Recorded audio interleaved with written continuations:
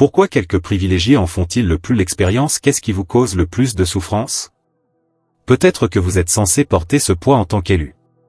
Cette enquête est au cœur d'un profond paradoxe qui a longtemps déconcerté l'humanité. Ces personnes sélectionnées, identifiées par leur vocation particulière, semblent être confrontées à des défis herculéens. Ce phénomène nécessite davantage de recherche sur l'interaction mutuellement bénéfique entre la grandeur et la douleur.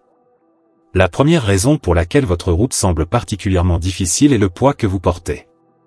Il s'agit d'accepter une énorme responsabilité pour le bénéfice de la société ainsi que de gérer son propre destin. Chaque action que vous entreprenez et chaque choix que vous faites affecte le tissu complexe de la vie d'une manière que vous seul pouvez, bien au-delà de votre propre domaine. Ce sentiment d'obligation, cette vocation, impose un fardeau qui est à la fois un privilège et une responsabilité. Ce devoir accentue vos expériences de sacrifice et de difficulté. Vous abordez les tempêtes de la vie avec une perspective plus large que les autres, qui souhaitent peut-être seulement rejoindre des rivages plus sûrs pour eux-mêmes. Vous faites face à des défis destinés à élever l'âme communautaire ainsi que la vôtre. Il y a des moments en cours de route où le poids semble trop lourd à porter et où la simple voie consistant à se concentrer uniquement sur ses propres intérêts s'impose. Vous restez néanmoins motivé par quelque chose de plus qu'un désir personnel.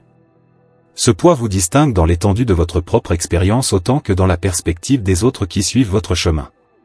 Vos sacrifices, vos rêves reportés, vos aspirations personnelles ignorées ont un sens souvent mal interprété. Ce sont des cadeaux sur l'autel d'un objectif bien plus grand que la satisfaction personnelle, et non les pertes. Ce qui vous distingue en tant qu'élu, c'est votre volonté d'assumer ce fardeau et d'emprunter la voie d'une responsabilité accrue. Votre combat est donc une preuve de votre force plutôt qu'un signe d'échec. Votre capacité à supporter votre charge se mesure par son poids, cette capacité augmente à chaque obstacle que vous surmontez. Sachant cela vous aide à voir que votre voyage dépend autant de la puissance et de la lumière que vous apportez à un monde qui a besoin de direction que du poids que vous portez. Parfois solitaire, c'est une démarche nécessaire, honorable, et intimement liée à la destinée du groupe. Votre sensibilité accrue aux énergies est la deuxième cause, et la plus importante, et elle a deux faces dans votre existence. Il s'agit bien plus qu'une simple compréhension sophistiquée de votre environnement, c'est une conscience aiguë qui vous lie intimement au cosmos et aiguise votre sentiment de joie, de chagrin, de calme et d'agitation qui imprègne la vie quotidienne. Votre rituel café du matin est une rencontre avec la vitalité d'une journée fraîche. Vos discussions sont des échanges d'énergie qui peuvent vous stimuler ou vous épuiser, pas seulement des échanges de mots. Mais cette capacité vous met également sur une corde raide et vous laisse très vulnérable à l'angoisse mentale et spirituelle. Vous ressentez les perturbations plus fortement que les autres lorsque de mauvaises énergies pénètrent dans votre espace, qu'elles proviennent d'une relation tendue, d'un lieu de travail empoisonné ou du barrage constant d'événements mondiaux. Ce n'est pas seulement que vous êtes touché par une mauvaise nouvelle ou par l'attitude négative d'un ami, ces énergies peuvent réellement perturber votre calme intérieur et provoquer des périodes de douleur intense dont les autres n'ont même pas conscience. Cette sensibilité accrue peut se manifester de plusieurs manières. Après des événements sociaux, vous pourriez vous sentir épuisé par la gestion des courants émotionnels des autres autour de vous plus que par le temps physique passé. Vos émotions, votre productivité et même votre santé physique peuvent être affectés négativement par un commentaire dur ou une rencontre désagréable longtemps après sa fin. C'est une preuve de la profondeur de votre relation avec le monde extérieur, et non un signe de faiblesse. Réaliser cela vous donne du pouvoir. Savoir que votre sensibilité énergétique peut être une source à la fois de force et de faiblesse vous aide à parcourir votre chemin avec plus de perspicacité. Il vous exhorte à vous protéger contre les personnes qui vous épuisent et à créer des environnements et des relations qui favorisent la bonne énergie. Rappelez-vous que cette sensibilité est un phare qui montre la voie vers des relations plus étroites et une vie plus épanouissante, et non un fardeau. La troisième cause est l'extrême solitude et l'isolement qui résulte d'une mauvaise interprétation par la société. Cet état vous laisse dans une sorte de solitude dont peu de gens ont conscience. C'est vivre dans un monde que les autres ont du mal à voir ou à comprendre, sans se sentir simplement exclu ou avoir des opinions différentes. Parlez d'énergie, de liens au-delà de l'apparent, d'un univers vivant au-delà du physique, et vous serez souvent rejeté ou considéré avec suspicion. Vous n'êtes pas seulement perçu comme différent, vous êtes étiqueté étrange, déconnecté ou même fou. Cette interprétation va au-delà du désaccord ordinaire pour remettre en question les fondamentaux de votre vie et de votre expérience. Pensez aux fois où vous avez révélé un peu de votre réalité ou une fenêtre sur votre cosmos, pour ensuite recevoir des hochements de tête condescendants ou des regards vides. En plus d'être inconfortable, ces échanges vous isolent et mettent une barrière entre vous et le monde extérieur. Votre connexion profonde et vos observations fondées sur la compréhension sont réduites à des bizarreries, ce qui vous amène à vous demander s'il existe un endroit où vos idées et vos émotions sont non seulement reconnues mais également appréciées. De manière non négligeable, cet écart affecte vos relations et même votre sentiment de communauté. Vous marchez en marge, souhaitant une conversation qui va au-delà de la politesse. D'autres se connectent autour d'expériences ou d'intérêts partagés. Cette idée fausse entraîne une agonie existentielle en plus de la douleur émotionnelle. C'est une distorsion de qui vous êtes que d'être perçu comme déconnecté alors que vous travaillez réellement dans une dimension spirituelle supérieure. Cela soulève la question de savoir à quel point vous savez et à quel point vous êtes compatissant. Il ignore la beauté de votre point de vue, qui inclut les innombrables subtilités de la vie en plus du concret. Mais votre pouvoir se trouve dans cette bataille. Votre chemin consiste à prendre conscience de votre propre valeur et à découvrir ou à créer des environnements dans lesquels vos idées ne sont pas seulement reconnues mais activement recherchées, et non à demander l'approbation de ceux qui ne peuvent pas comprendre votre profondeur. Bien que solitaire, la route est sacrée et vous amènera à une profonde conscience de soi et à un lien avec d'autres personnes partageant les mêmes idées. Rappelez-vous que votre point de vue est un cadeau qui peut changer la vie de toutes les personnes avec lesquelles vous entrez en contact ainsi que la vôtre. Ce n'est pas un fardeau. La quatrième raison explore le conflit spirituel qui définit votre vie et vous distingue dans un combat ressenti par votre âme mais invisible à l'œil nu. C'est une réalité quotidienne qui demande de l'énergie, de la résilience et met votre force à l'épreuve à chaque étape, ce n'est pas une métaphore. Être sélectionné vous met en première ligne contre les forces plus obscures qui veulent étouffer la lumière que vous portez en vous et entraver votre croissance, ce n'est donc pas un insigne à porter avec négligence. Des moments petits et grands sont utilisés dans ce combat.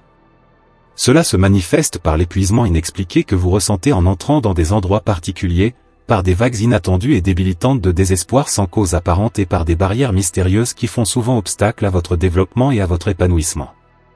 Ce sont des champs de bataille pour la souveraineté de votre esprit, pas seulement des coïncidences ou une simple malchance. Même si cela vous rend également vulnérable, votre connaissance de cette bataille est un signe de votre pouvoir. Chaque triomphe a un prix pour votre santé, même s'il vous donne du pouvoir. Les nuits blanches passées à lutter contre des énergies invisibles, les journées alourdies par un poids insurmontable et la vigilance constante nécessaire pour protéger votre vitalité ont des conséquences physiques, émotionnelles et spirituelles. Parallèlement, l'intensité de ces conflits souligne également votre importance dans le cadre plus large du domaine spirituel. Votre capacité à provoquer des changements, à briller là où règne l'obscurité et à conduire les autres vers l'éveil se mesure à l'aune des forces qui s'opposent à vous. Lorsque vous voyez vos difficultés de cette façon, elles ne sont pas seulement des revers personnels, mais aussi des contributions à un plus grand bien et une preuve de votre fonction de phare pour d'autres qui pourraient également se perdre dans le brouillard de leurs propres problèmes. Vous acceptez les alliances et les instruments qui renforcent votre résilience lorsque vous reconnaissez le poids de cette bataille. Voici vos stratégies d'endurance, allez dans la nature pour vous réconforter, faire des exercices d'ancrage énergétique et de protection, et vous connecter avec des personnes qui ressentent et partagent votre douleur. Rappelez-vous que participer à cette bataille spirituelle n'est pas seulement une voie de résistance mais aussi un chemin vers votre propre transcendance et une manifestation de l'esprit incassable qui fait de vous un élu. La cinquième raison illustre le grand défi que vous rencontrez dans la découverte d'une véritable parenté des âmes qui non seulement comprennent mais partagent également la profondeur de votre mission et l'intensité de votre dévouement spirituel. Il s'agit ici du besoin d'une relation qui dépasse la surface, d'un lien basé sur une compréhension mutuelle et des croyances communes, et non de la difficulté de se faire des amis ou de la complexité des interactions sociales. Vous recherchez ces quelques personnes qui, comme vous, ont le même zèle et la même humilité face à l'énormité des mystères de l'univers. Même si cette quête est importante et nécessaire, elle vous entraîne souvent sur une route déprimante et solitaire. Vous vous déplacez à travers les foules, entamez des discussions et participez à des événements, mais vous n'avez jamais le sentiment d'appartenir.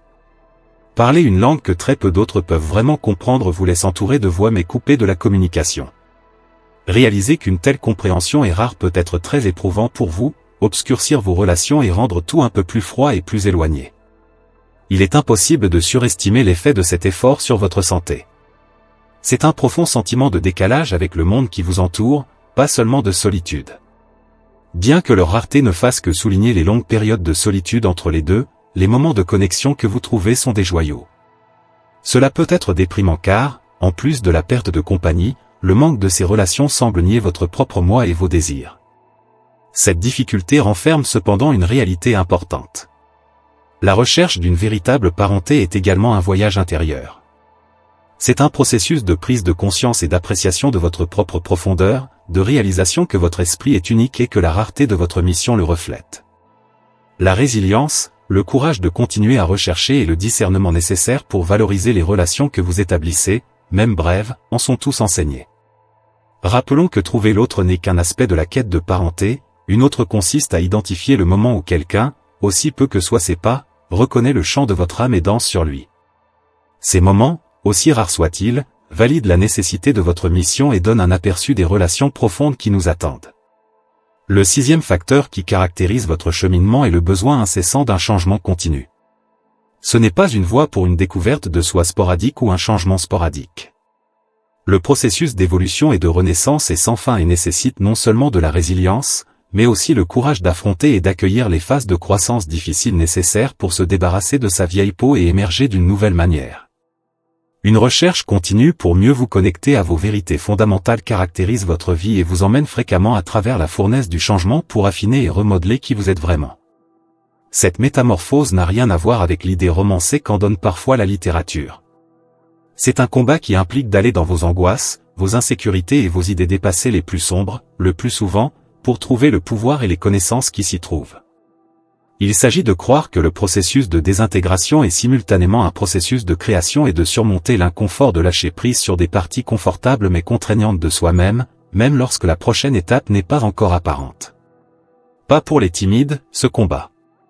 Perdre continuellement de vieille peau peut être très douloureux, provoquant une solitude existentielle, une perplexité et des périodes déprimantes. Imaginez-vous sortir d'une métamorphose et réaliser que le chemin appelle un autre pas vers l'inconnu. Chaque cycle comporte son propre ensemble de difficultés qui vous obligent à affronter des domaines de votre vie que vous auriez préféré éviter, à réévaluer les valeurs et les idées auxquelles vous croyiez autrefois et à couper les liens avec des domaines de votre vie qui ne correspondent plus à votre évolution. Pourtant, c'est précisément ce processus continu de métamorphose qui donne à votre voyage substance et signification. Votre moi actuel est façonné dans les fourneaux de la douleur et de l'effort, ils ne sont donc pas vains. Chaque fois que vous renaîtrez, vous en ressortez plus fort, plus réel et plus en phase avec votre mission. Les blessures transformatrices ne sont pas des signes de faiblesse, ce sont plutôt des titres honorifiques et une preuve concrète de votre dévouement au développement et à la réalisation de soi. Rappelez-vous que le besoin d'un changement continu est la preuve de votre capacité à vous ressourcer et de votre courage face aux cycles inévitables de changement de la vie. Bien que difficile, le voyage se traduit par la beauté inégalée de découvrir qui vous êtes vraiment, libre et sans restriction. La septième raison se manifeste comme la tâche difficile de coexister entre deux mondes, qui caractérise votre vie comme un exercice d'équilibre entre les besoins matériels du monde matériel et les réalités profondes du monde spirituel. Vous êtes né avec cette double existence, ce n'est pas un choix, c'est le reflet de votre capacité à voir et à interagir avec des aspects de la réalité qui sont encore cachés pour beaucoup. Avec un pied dans le monde physique et l'autre dans un royaume où la matière, l'espace et le temps sont régis par des lois distinctes et où les forces invisibles qui façonnent l'existence parlent un langage que vous pouvez comprendre, vous traversez la vie. Gérer cette contradiction peut être déroutant et entraîner souvent un sentiment d'aliénation qui rend la vie quotidienne plus difficile. Vous êtes sensible aux courants sous-jacents d'énergie et d'intention qui se cachent sous la surface de la réalité, tandis que d'autres se soucient de l'immédiat et du visible. Lorsque vous opérez à deux niveaux à la fois gérer les besoins pratiques de votre existence physique et réagir aux exigences et aux idées d'un voyage spirituel, les tâches routinières de la vie quotidienne peuvent sembler moins intéressantes. Vous pourriez, par exemple, être dans un environnement social où l'on rit et parle beaucoup, mais vous ressentez une tension ou une mélancolie que les autres ne ressentent pas. Ou vous pourriez avoir une révélation ou une vision qui vous tire du présent vers l'infini au milieu de vos activités quotidiennes. Il est difficile d'être vraiment présent dans l'un ou l'autre des deux mondes dans lesquels vous vivez en ces temps car ils mettent en évidence leur séparation. Vivre dans un monde où peu d'autres peuvent vous voir ou vous comprendre peut parfois vous faire sentir plus seul. Bien que cela soit difficile parce que les réalités que vous négociez sont si différentes de celles basées uniquement sur le physique, vous aspirez à la profondeur de la connexion qui résulte d'une expérience et d'une compréhension partagée. Pourtant, c'est justement cette capacité d'exister dans deux réalités différentes qui donne à votre vie profondeur et richesse. Cela vous permet d'apporter des idées d'un monde à l'autre, de voir l'interdépendance de toutes choses et de comprendre les fondements spirituels des événements physiques. Cette double vie est un pont, pas un fardeau, offrant des points de vue particuliers et des opportunités de développement qui améliorent non seulement votre propre chemin mais aussi la vie des personnes qui vous entourent. En parcourant la route des élus, vous avez rencontré les nombreux niveaux de souffrance qui font partie du voyage.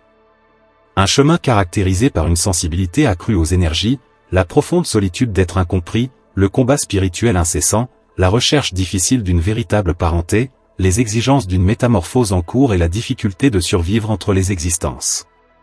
Chaque raison, si profondément ancrée dans votre vie, met en évidence non seulement les difficultés que vous rencontrez, mais également le courage remarquable nécessaires pour les surmonter. Il existe de nombreuses chances de développement et d'épanouissement profond tout au long de votre chemin difficile. Ce n'est pas en vain que vous avez souffert en vous dépouillant de votre vieille peau, en vous sentant coupé des autres, en combattant des forces invisibles et en recherchant une parenté qui parle au plus profond de votre être. Ces rencontres ont fait de vous un phare pour les autres, aiguisé votre capacité à négocier avec grâce et sagesse la complexité de cette vie. Votre voyage est étroitement lié à l'élévation générale de l'humanité en plus du développement de votre propre âme.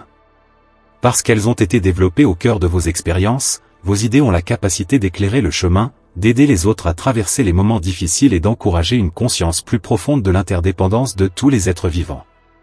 Votre présence, votre chemin, votre évolution qui tisse des fils de compréhension, d'espoir et de changement dans la conscience collective sont des cadeaux inestimables pour la planète. Conscient de l'ampleur de votre voyage, n'oubliez jamais que vous ne voyagez pas seul. Pour ceux qui négocient leur propre chemin d'éveil, votre histoire, caractérisée à la fois par la souffrance et la transcendance, est un phare. En plus de prouver votre ténacité, partagez vos expériences, vos observations et les leçons tirées des tranchées du combat spirituel et du changement agit comme une lueur d'espoir pour ceux qui se sentent perdus dans l'ombre de leur lutte. Vous êtes invités à vous lever. Accueille la plénitude de ta vie, et raconte au monde la richesse de ton chemin.